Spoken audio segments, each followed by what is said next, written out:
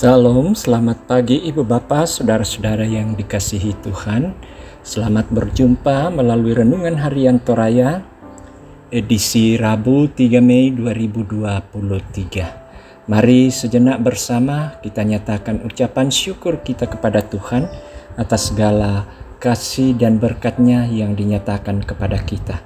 Kita mohonkan pimpinannya untuk menjalani hari ini dalam berbagai aktivitas.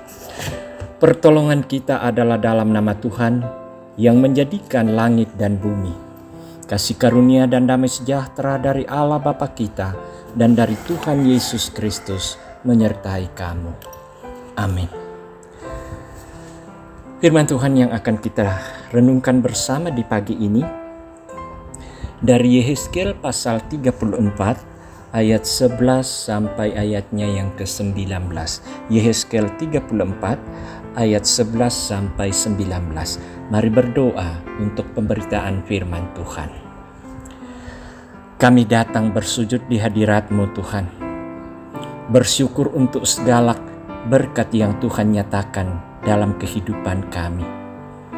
Kami boleh menikmati peristirahatan dalam malam yang telah kami jalani, semata-mata karena kuasa dan perlindungan dari Tuhan. Dan kalau kami boleh menyaksikan hari yang Engkau anugerahkan ini dengan segala karya dan kemuliaan Tuhan yang Engkau nyatakan, maka sesungguhnya itu menjadi suatu sukacita tersendiri bagi kami. Dan olehnya itu Tuhan, kami bersandar kepadamu. Pimpinlah kami untuk bisa beraktivitas dan melakukan apa yang bisa kami lakukan. Kami mohon hikmat, kami mohon tuntunan Roh Kudus, dan terlebih kami mau hidup berjalan di dalam kehendak Tuhan. Firman-Mu yang akan menyatakan bagi kami saat ini. Bimbinglah kami ya Roh Kudus supaya memahami firman-Mu dan melakukannya. Dan kami mohon ampun daripada Tuhan untuk melayakkan kami mendengar, membaca dan merenungkan firman-Mu. Bersabdalah ya Tuhan, kami sudah sedia mendengarnya. Di dalam nama Yesus Kristus Juru Selamat kami datang berdoa. Amin. Yehezkiel 34 ayat 11 sampai 19. Firman Tuhan.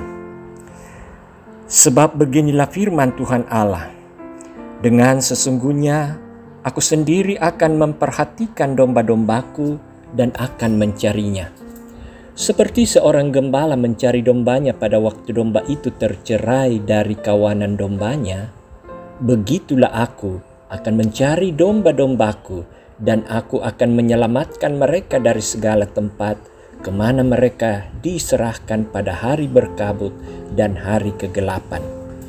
Aku akan membawa mereka keluar dari tengah bangsa-bangsa dan mengumpulkan mereka dari negeri-negeri dan membawa mereka ke tanahnya. Aku akan menggembalakan mereka di atas gunung-gunung Israel, di alur-alur sungainya, dan di semua tempat kediaman orang di tanah itu. Di padang rumput yang baik akan kugembalakan mereka, dan di atas gunung-gunung Israel yang tinggi, disitulah tempat penggembalaannya. Di sana, di tempat penggembalaan yang baik, mereka akan berbaring, dan rumput yang subur menjadi makanannya di atas gunung-gunung Israel. Aku sendiri akan menggembalakan domba-dombaku, dan aku akan membiarkan mereka berbaring. Demikianlah firman Tuhan Allah. Yang hilang akan kucari, yang tersesat akan kubawa pulang, yang luka akan kubalut, yang sakit akan kukuatkan, serta yang gemuk dan yang kuat akan kulindungi. Aku akan menggembalakan mereka sebagaimana seharusnya. Dan hai kamu domba-dombaku, inilah firman Tuhan Allah. Sungguh, aku akan menjadi hakim di antara domba dengan domba dan dengan domba jantan dan kambing jantan. Apakah belum cukup bagimu bahwa kamu menghabiskan padang rumput yang terbaik? Mesti pulakah kamu injak-injak padang rumput yang lain-lain dengan kakimu? Belum cukup bahwa kamu minum air yang jernih? Mesti pulakah yang tinggal itu kamu keruhkan dengan kakimu? Apakah domba-dombaku seharusnya memakan rumput yang sudah diinjak-injak kakimu dan meminum air yang sudah dikeruhkan kakimu? Demikianlah firman Tuhan yang kita dengarkan. Berbahagialah kita yang mendengarnya dan melakukannya dalam kehidupan. Amin. Saudara-saudara yang dikasihi Tuhan, lewat perikop yang sudah kita baca, kita diarahkan memaknai firman ini dalam satu tema. Dia yang akan menjadi gembala dombanya. Dia yang akan menjadi gembala dombanya. Ibu bapa, saudara-saudara yang dikasihi Tuhan, ada ungkapan bijak mengatakan begini: pemimpin yang baik adalah pemimpin yang sadar bahwa ia adalah seorang pelayan dan bukan penguasa. Tugas seorang pemimpin adalah mengayomi, melindungi, dan peka terhadap kehidupan orang yang dipimpinnya. Kalau dia seorang pemimpin umat, maka dia harus tampil sebagai gembala, yaitu memelihara, merawat, bahkan ada saatnya di mana gembala harus berkorban karena dombanya. Saudara-saudara yang dikasihi Tuhan, ketika Yehezkiel dipanggil, umat Allah yang berada di pembuangan sedang mengalami krisis iman. Mereka tidak hanya melanggar perintah Tuhan, tetapi bahkan meninggalkan Tuhan dan mengabaikan perjanjiannya. Kondisi itu justru semakin diperburuk dengan perilaku para pemimpin mereka yang tidak peduli lagi dengan umat yang digembalakannya. Mereka sibuk dengan urusan dan kepentingan mereka sendiri. Mereka dengan penuh keserakahan memeras bangsanya sendiri, sehingga umat yang lemah dan menderita semakin lemah dan tak berdaya. Tuhan menyesal melihat perilaku para gembala yang dipilihnya sendiri untuk menggembalakan umatnya. Maksud Tuhan memilih mereka adalah untuk merawat dan memelihara, bahkan membela umat yang sedang tertindas. Tetapi justru merekalah yang memeras dan menindas. Dapat dibayangkan saudara-saudara, bagaimana umat Israel menanggung penderitaan, sementara mereka berada di pembuangan.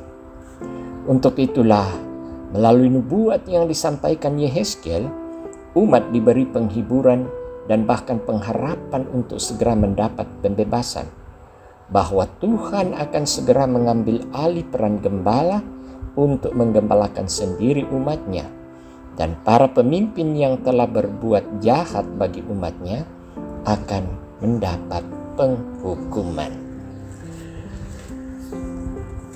Demikian renungan kita. Berbahagialah kita yang masih diberi waktu oleh Tuhan untuk mendengarnya, memahaminya, dan melakukannya. Amin. Mari kita berdoa. Terima kasih Tuhan, bahwa di dalam setiap kehidupan kami, selaku domba-dombamu, Engkau sungguh memperhatikan kami, melayani kami, melindungi kami.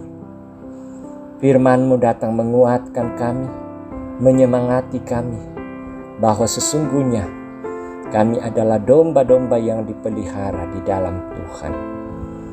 Dan bagaimana kami bisa menjadi gembala bagi sesama kami? Tuntunlah kami ya Roh Kudus, untuk menjadi pemimpin, untuk menjadi pelayan di tengah-tengah jemaat. Karena kami tahu Tuhan, bahwa ketidakmampuan kami, keterbatasan kami, Tuhan memperlengkapi kami dengan segala kecukupannya. Bapa di dalam sorga, berdoa untuk setiap kehidupan yang kami jalani masing-masing sebagai satu keluarga.